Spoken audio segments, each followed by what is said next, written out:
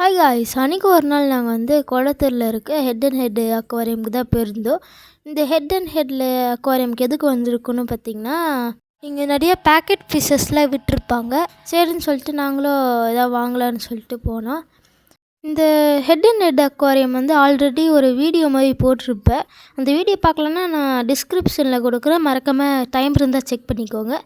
சரின்னு சொல்லிட்டு நாங்களும் என்ன மீன்லாம் வாங்கலான்னு பார்த்துட்டே இருந்தோம். அங்கே நிறையா கோழிலாம் இருந்துச்சு. அதுக்கப்புறமேட்டு நிறைய சிச்சிலட் பிராட்டிலாம் இருந்துச்சு.